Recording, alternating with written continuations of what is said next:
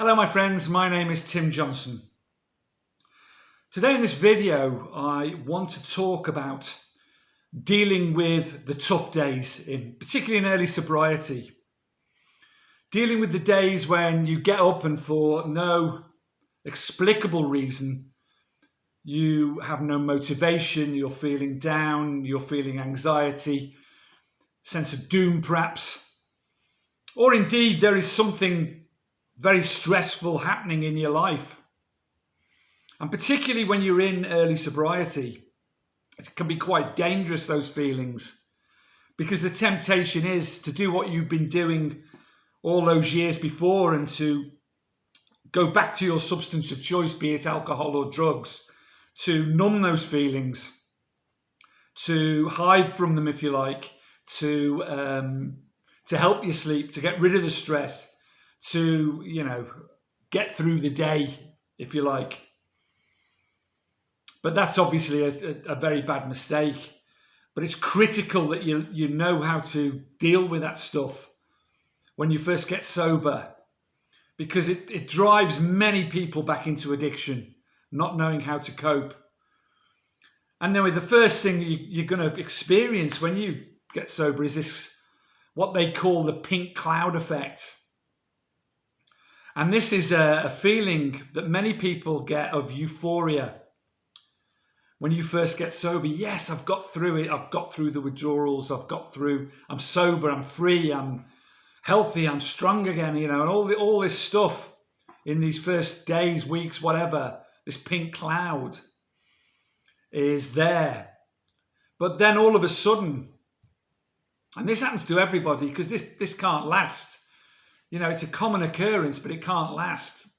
But then life starts to happen, if it's not already happening around you. And emotions that you've buried for many years perhaps will keep flooding back and overwhelm you. You won't know how to cope or deal with them without your crutch, without your drug of choice. So you have to relearn and re-educate and reprogram yourself to a certain extent, which I'm going to talk about in a second. But please subscribe, like and share the videos, because there's about 380 on here now. And whenever I make a video every week, it's because someone's asked me a question or I feel it's worth talking about. Just as this question came in this week from somebody about who's struggling now to deal with being sober and living a life where there's ups and downs and pain to deal with and all sorts of stuff. And sometimes with these videos, it just, I don't really mind how many people watch them as long as they reach the people that really need them and perhaps will help them get through. That's the purpose of doing this. So yeah, when the pimp cloud evaporates, we have to deal with life again. It's inevitable. And some days you'll wake up inexplicably.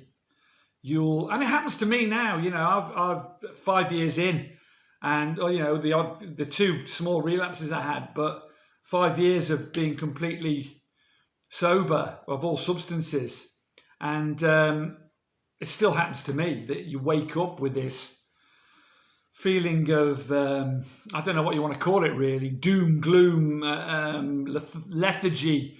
Can't be bothered, a feeling of anxiety for no reason at all. Sometimes there is a reason. Sometimes there's bad things happening in your life, which, stressful things and unmanageable, you may think, things, which is another issue. But this feeling when you get up, the tough days, the hard days, can drive you back into addiction and have many people, particularly in those early days. And that's what I want to quickly talk about now, because it's really important to get one thing in place, because you have to look at reasons why you're waking up feeling like this. There can be a couple of reasons which you may need to look at first. Quality of sleep, I put at number one on the agenda, something I never really used to think about, this bullshit macho thing about, I don't need sleep, particularly in my younger days. Well, the science now tells us that if we're not getting between 6 and 8 hours minimum, good quality sleep, it can shorten our lives. Not only can it shorten our lives, it can bring us anxiety, depression, lethargy, obviously. You can wake up feeling this feeling because you're not sleeping properly. So first thing is look at that. Look at sleep hygiene. Look at the things you need to do to get good quality sleep. And that's not eating late at night. That's not having electronics in your bedroom, like your phone or a laptop or whatever. That all goes 2 hours before you go to bed. Blackout blinds on your windows. The room cool, 17 degrees centigrade, they reckon, is the optimum temperature for sleep. Look at that. And there's other things you can do as well. You may want a nice cup of chamomile tea before you go to bed. You may want to look at taking some natural supplements, like chamomile and that sort of stuff. That may help you. And there's also, reading before bed, going at a reasonable time. If you want to go to bed early, get up early, that's fine, as long as you're getting that good quality sleep. So look at sleep. Then you look at, obviously, nutrition. And you make sure that what you're eating is the optimum of what you can afford or, and put into your body, because your body continues to regenerate when you get sober. Your liver, every part of your body, your cells are regenerating. Everything you put in your body once you're sober determines how you will progress on. So no one's saying that you can't have the odd treat, because particularly when you're in early sobriety, then a chocolate bar sometimes helps you get through the day, and I'm not decrying that at all. As you move on and get stronger, then you can cut out all of that till you're at the stage where, you're not eating processed food, you're not eating sugar, you're not eating all the fat that's bad for you. You're putting plenty of greens and fruit and vegetables into your body. And of course, very importantly, you're hydrating, you're drinking enough water. 3 litres is what I drink every day, minimum, sometimes more on a hot day, because your body is mostly water. Without that, nothing works properly. So you look at those, the mechanical things, if you like, that may be affecting your mood, and deal with those things, and also including exercise into your day. That will help your sleep. It'll help, because if you get out in the daylight every day, that will help your melatonin production and will help your sleep patterns. And also when you're moving your body, you're getting endorphins going, so you're elevating your mood. So all these things help, the obvious things, which I talked about a lot on my channel. But, sometimes that doesn't shift it. Sometimes you think, the world's against me, and everything's going wrong and this, that and the other. Then you need to start sifting through what you're telling yourself in your mind. And that's where a strong daily routine comes in, and what I call the scientists call neuroplasticity, which is the reprogramming of your brain and the pathways in your brain, which are so used to jumping, particularly if you're an addict, to the worst scenarios. You've got to try and reverse all that. So your daily routine must include certain things. And I've talked about some of these before. It must include writing down a gratitude list. It must include, like I say, exercise and diet and all that sort of stuff, and sleep. It must include, what I say must include, journal writing every day, just to log these moods and events, so you can look back on them and see, is there something causing them? Once you've done those basic things, and of course there's other things I include into my day, like cold showers and a breathing session, like a Wim Hof breathing session, and that's on the channel if you want to look at that. Probably the most watched video on the channel, actually, the Wim Hof one. And that helps me every day with my anxiety and my energy and the way I feel. And you can always find time to do this stuff. Don't let anyone tell you otherwise. Even if you've got a busy life, family, job, all the rest of it, just get up an hour earlier. Go to bed an hour earlier, get up an hour earlier, if that's what it takes.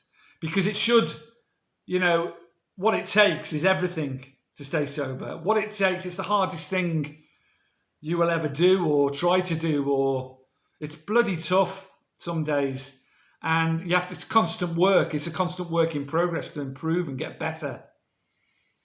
And, that work, that stuff you do every single day will pay dividends, because as your daily routine develops and you add more into it, because everyone's individual, the things I've mentioned, I include every day.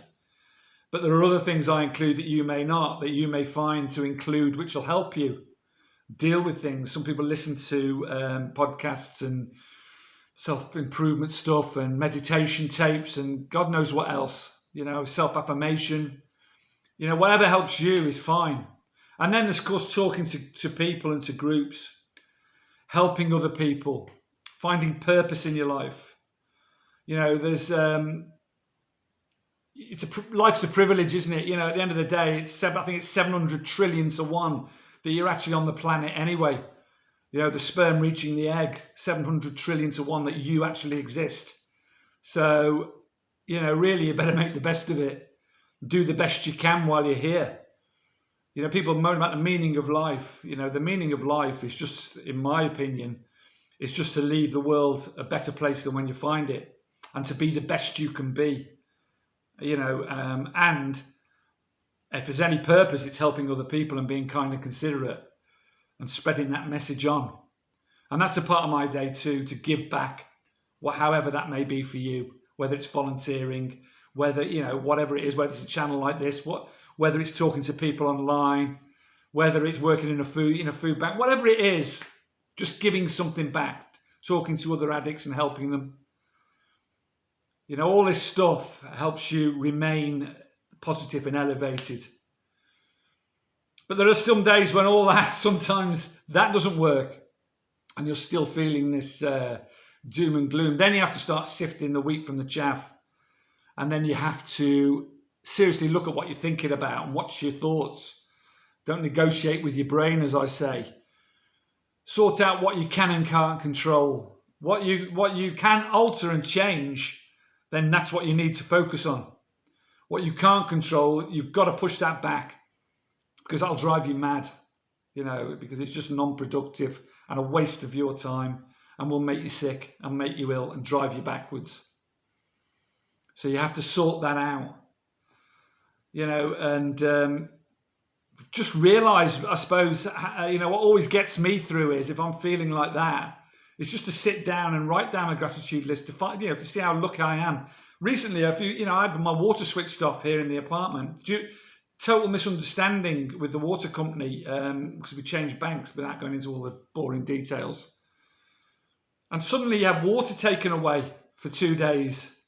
And you realise how, well, a little thing like that, how that can affect your life. And you start to see the beauty in little things and feel grateful for the little things. And then that soon pushes all the shit that you're feeling out of the way. Definitely. So let go of what you can't control. Change what you can, as the prayer goes. I hope that's been of some use to you. Building a daily routine is essential. If you could, and it's discipline, and to get over and over again that routine as you add to it, to do it over and over again. That'll reprogram your brain and create these new neural pathways, which will be your default setting in your brain, basically, and will jump straight away to those, or much easier, will jump straight away to the positive rather than the negative. And that feeling of lethargy and doom and gloom.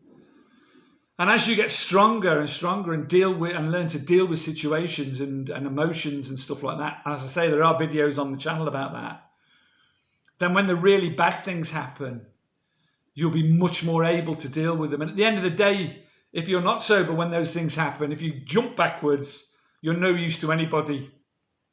It's much better to be strong and deal with those situations head on. And that's the hardest part of all this, I think, to deal with life and its ups and downs. But it does happen. It will happen. And whether you're feeling shit this morning or not, everything is temporary. Nothing is permanent in this life. Everything is temporary. And it will get better if you hold on. So just hold on. Every minute, second, hour, day, week, month, things will get better. Everything is temporary. So just hang on, keep fighting, get your daily routines in place, and learn to live again, reprogram and relearn, and be the best you can be. Anyway, I hope that's been of some use. Carpe Diem. Seize the day today. Much love to you all. Take care. Bye-bye.